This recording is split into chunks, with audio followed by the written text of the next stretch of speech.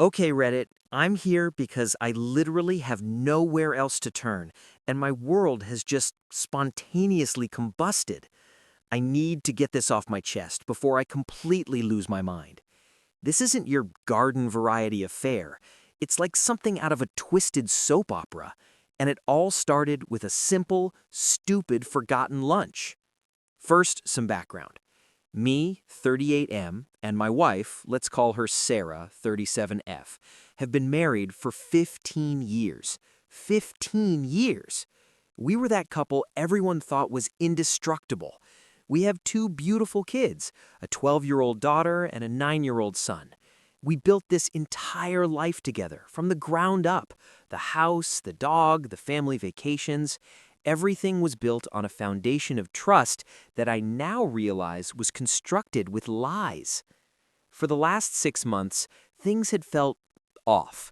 Not a raging dumpster fire, just a persistent, unsettling chill in the air.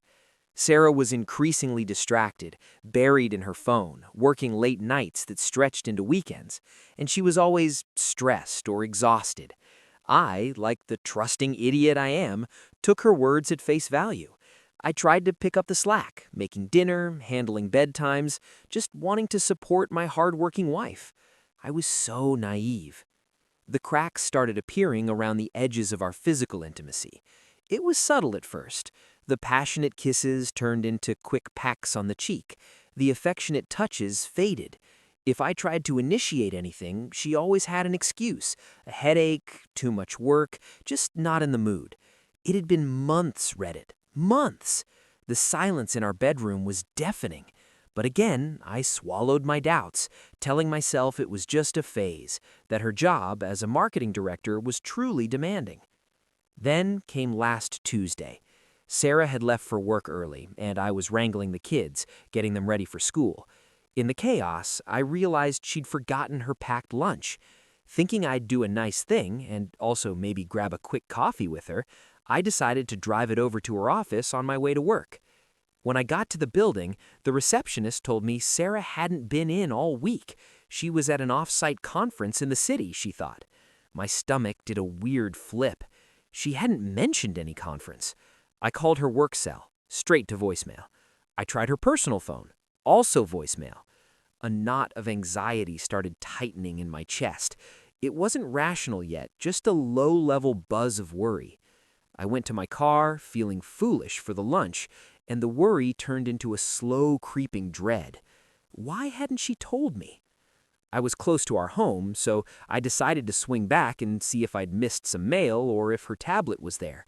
I needed to know. I pulled into the driveway and noticed something odd. Sarah's car wasn't there, but a sleek, dark gray sports car I didn't recognize was parked further down the street, not right in front, but close enough. I unlocked the front door. The house was unnervingly silent. "Sarah?" I called out, my voice sounding hollow in the empty hallway. No answer.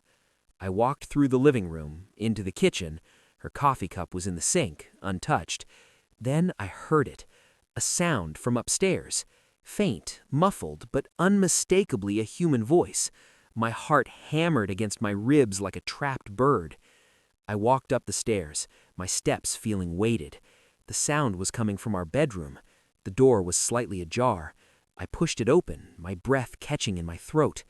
There, on our bed, surrounded by the photos of our children on the nightstands, was my wife, but she wasn't alone. She was tangled in the arms of a man, not some colleague, not a faceless stranger, but a man I recognized from our past, someone we'd known years ago before we even moved to this town.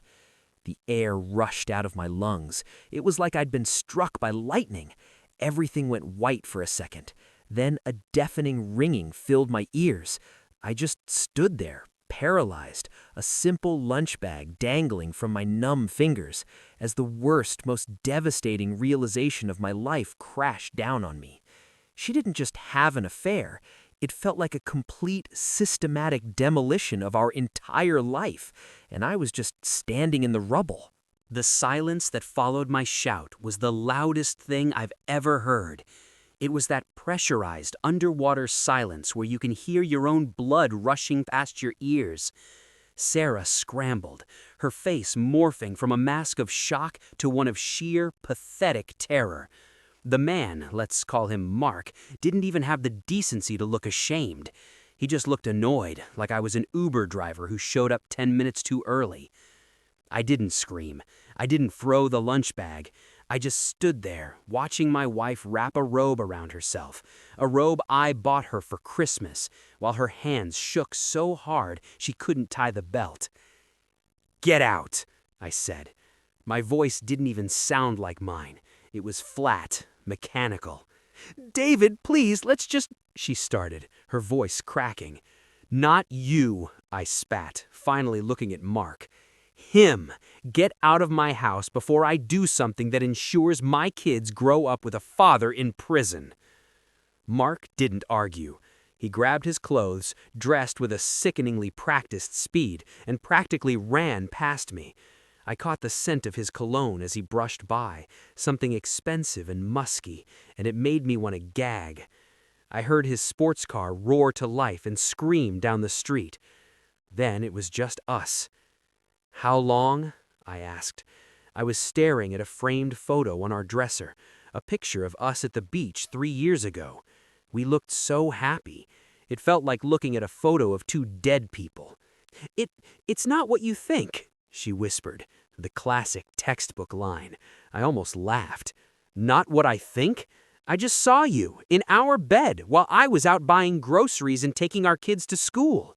I finally turned to look at her, the stressed marketing director, the exhausted wife. "Is this why you've been working late? Is this the conference?" She broke then. The tears started, but they weren't the tears of someone sorry for hurting me. They were the tears of someone caught. She started rambling, a chaotic stream of consciousness that made my skin crawl. She claimed it had been going on for over a year. A year! Every "I love you" texted from her office, every kiss goodbye, every plan we made for the future. It was all a performance. But then came the kicker, the lot I mentioned earlier. It wasn't just a physical affair. She confessed that she'd been funneling money from our joint savings into a business venture with Mark.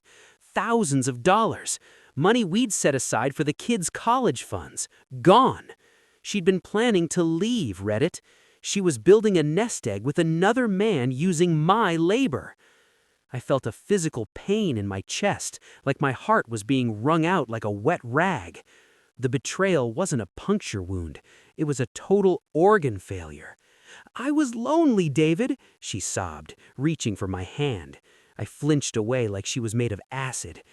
"You were always so focused on the house, the kids, the routine. Mark made me feel alive again." The audacity. I had been maintaining the routine so she could have a career. I had been the focus so she could have a home.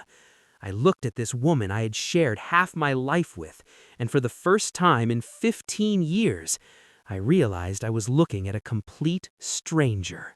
The next 72 hours felt like a fever dream. You know that feeling when you're watching a movie and the sound cuts out during a tragedy? That was my life. I went through the motions, dropping the kids at my sister's house with some vague excuse about a plumbing emergency, showing up to work and staring at my monitor for 8 hours, but I was a ghost. The physical sensations were the weirdest part. My skin felt too tight for my body. Every time I closed my eyes, I didn't just see them together, I smelled that guy's cologne. It was like a sensory parasite I couldn't shake. I spent 3 nights on the sofa, staring at the ceiling, waiting for the sun to come up just so I could stop pretending to sleep. The shock eventually curdled into a cold, sharp anger, but it was quickly overtaken by a hollow, echoing sadness. I'd walk into the kitchen and see the height marks we'd carved into the pantry door for the kids. I'd see the world's best dad mug she bought me 3 years ago. Every object in that house was a witness to a crime. Then the sudden events took a turn for the surreal. On Friday, I went to log into our primary checking account to pay the mortgage. Access denied. I tried again. Wrong password. I called the bank, my hands shaking so hard I nearly dropped the phone. After 20 minutes of security questions that felt like interrogations, the teller's voice dropped an octave. "Sir, the account was closed yesterday afternoon. The remaining balance was transferred to an external account via a wire transfer." She'd cleared it. Everything. Not just the business venture money she mentioned. She took the liquid cash we used for groceries, the mortgage, the electric bill. I checked the kids' savings, wiped clean. It wasn't just a betrayal of the heart anymore, it was a scorched earth campaign. I drove home like a madman, tires screeching into the driveway. I burst through the front door, ready to scream, to demand answers, to finally lose my dignity. The house was empty. Not just empty of people, empty of her. Her clothes were gone, her jewelry box was open and vacant, the suitcases we bought for our anniversary trip to Italy, gone. But the most chilling part was a single sticky note left on the kitchen island. "I can't do this. I need to be with someone who doesn't make me feel guilty for wanting more. Don't look for us." Us. Not him. Us. I sat on the floor of that empty kitchen, and finally, for the first time since I walked into that bedroom, I let out a sound that wasn't human. I realized then that I wasn't just mourning a marriage, I was mourning a person who never actually existed. The next few weeks were a blur of fluorescent lights and cheap office coffee. I wasn't just a husband anymore. I was a plaintiff. My lawyer, a shark named Marcus, who looked like he hadn't slept since the 90s, sat across from me and laid out the reality. "She's committed financial desertion, David," he said, tapping a pen against a stack of bank statements. "And by taking that money and disappearing, she's handed us the leverage we need. We're filing for an emergency injunction to freeze those funds and an ex parte motion for temporary full custody." The word custody hit me like a physical blow. I had to sit my kids down. My 12-year-old daughter, who was already starting to suspect, and my 9-year-old son, who just wanted to know when Mom was coming home from her work trip. Telling them their mother wasn't coming back for a while, and why, was the hardest thing I've ever done. Watching the light go out of their eyes was a second betrayal, one I couldn't forgive. Then came the sudden event that changed my entire trajectory. My lawyer's investigator found them. They weren't in some glamorous city. They were holed up in a mid-range rental 2 states away. Mark's business venture was a sham. He was a serial con artist with 3 previous judgments against him for similar schemes. Sarah wasn't just a cheater, she was a mark. She had handed our life savings to a guy who was already looking for his next exit. I had a choice to make. I could go there, I could confront her, I could beg her to come back for the sake of the kids, or I could try to fix what was left. But standing in my daughter's doorway that night, watching her cry herself to sleep over a mother who had literally traded her college fund for a fantasy, something in me snapped. The sadness didn't disappear, but it crystallized into a cold, hard resolve. I wasn't going to work on the marriage. There was no marriage. There was only a crime scene. I decided then, I wasn't going to be a victim. I was going to be a fortress for my kids. I authorized Marcus to go full throttle. We weren't just looking for a divorce. We were looking for total restitution. I chose to move forward not with her, but through her. The legal dust didn't settle overnight. It took 18 months of grueling depositions and forensic accounting to claw back even a fraction of what Sarah took. Because she'd handed the money to Mark, and Mark was a professional ghost, most of our savings were simply gone. But I won the things that actually mattered. I got the house, and more importantly, I got sole legal and physical custody.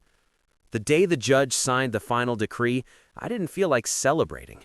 I felt like I'd just finished a marathon through a minefield. Sarah tried to come back once, about 6 months in, after Mark inevitably vanished with the last of the cash.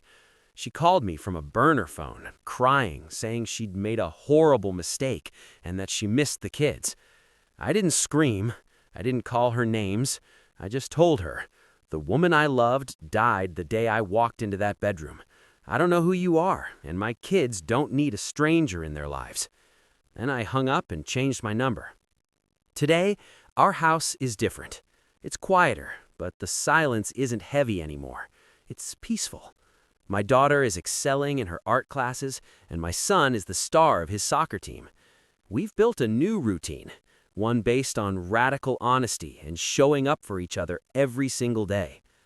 Looking back, the biggest lesson I learned is that you can never truly know the internal weather of another person, no matter how long you've shared a bed. Trust is a gift, but blind trust is a liability. I learned that my value isn't tied to someone else's ability to be faithful, and that staying for the kids is a lie we tell ourselves to avoid the pain of the truth. My kids are happier now with one stable, honest parent than they ever were in a house built on a foundation of rot. If you're going through this right now, listen to me. Trust your gut. Those subtle chills in the air, they're there for a reason. Don't ignore the silence in the bedroom or the whispered phone calls. And if the worst happens, don't let the betrayal define you. You are not the person who was cheated on. You are the person who survived it. Build your own fortress, protect your peace, and never, ever let someone else's darkness put out your light.